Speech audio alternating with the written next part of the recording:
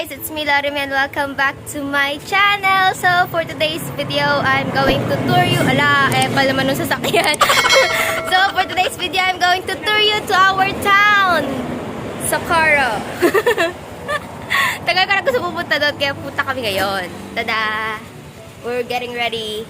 And yeah, it's 23 minutes according to Google. But it's 30 minutes of course. Mabagal ang driver ko. I'll tour you around. Let's go! Oriental Mindoro has long been known for its many spectacular ecotourism destinations that offers its visitors moments of adventure and leisure they won't easily forget. And when it comes to tourist destination, our town Socorro will surely be part of the list. In this video, I will tour you around our very own SAKAF Agri-Tourism farm and Fortuna riverbank. It is located in Barangay Fortuna, which is 20 minutes away from the town of Socorro according to Google. It is a bit far from the main road, but unlike before, the roads are quite better now. The travel won't be boring because the nature will amaze you, just like what you're seeing right now. If you are not familiar with the path, you can just ask directions from the residents because they are all approachable. Just a little reminder to always be careful in driving when you plan to visit this place and make sure to always check your brakes. Disclaimer, this video is not a paid promotion. I'm just happy to promote my favorite place when I was a child. It was not yet developed back then, but I always knew in my heart that this place has so much potential. Hey, we're going! I think we're going.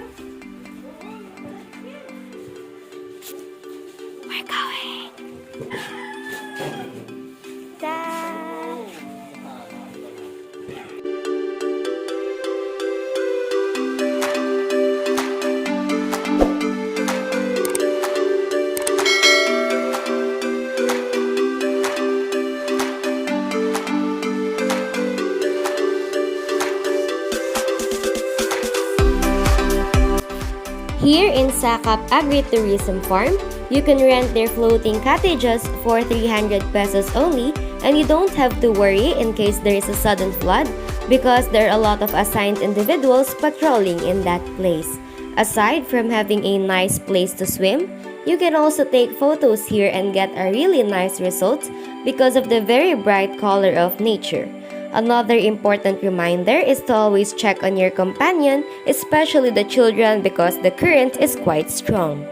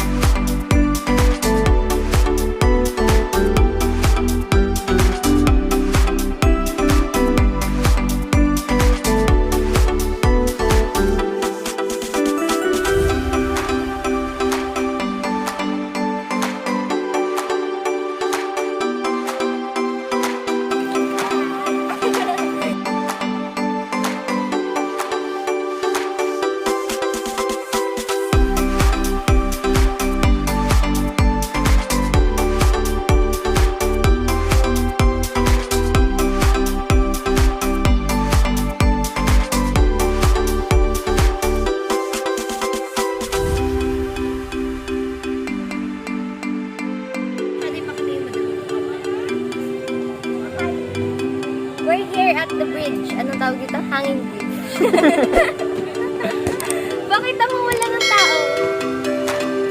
This is the Fortuna riverbank, and the main attraction here is the hanging bridge.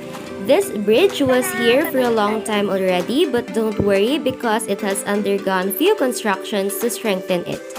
There is still no case of the bridge collapsing all these years, so there's nothing to be afraid of. It can be a bit shaky, but that's just how a normal hanging bridge behaves.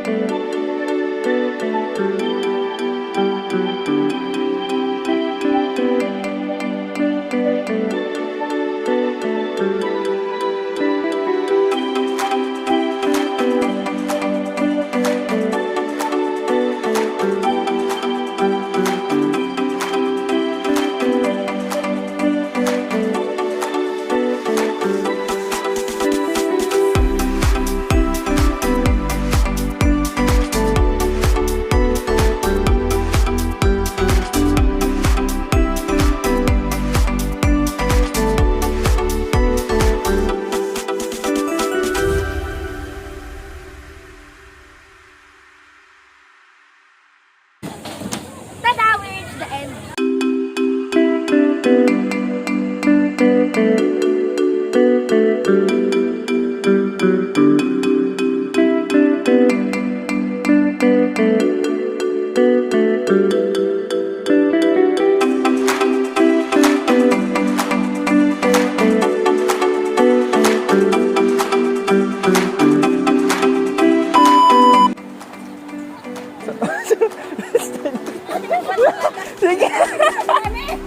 Traffic.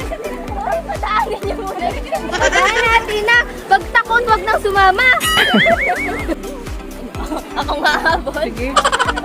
Sige. Maganda ha. Parang music video. Wow. Vlogger ka, di ba? At ikaw, mimic.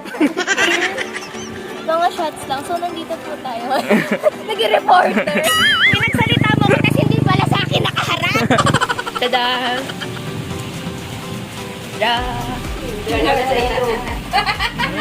Team bahay! Umuulan! Tada! Dito na lang kami kakain na. Ulan eh. Dila na ulit. Dito na tayo kumain. Oh, ayos din naman na yung baw. Okay. Hindi.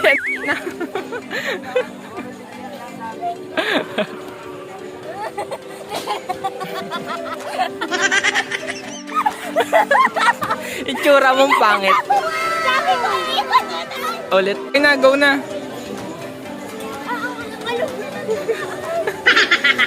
Kaya ka na.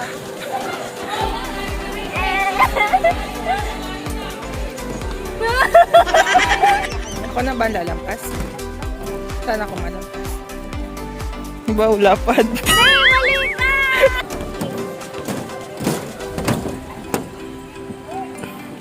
Ay, syempre sa akin ako. Ay, malapad nga kasi. Hello everyone! That would be the end of this very short vlog. Pasensya na kung maigsi lang kasi umulan na rin nun, kaya limited lang yung shots na nakuha ko.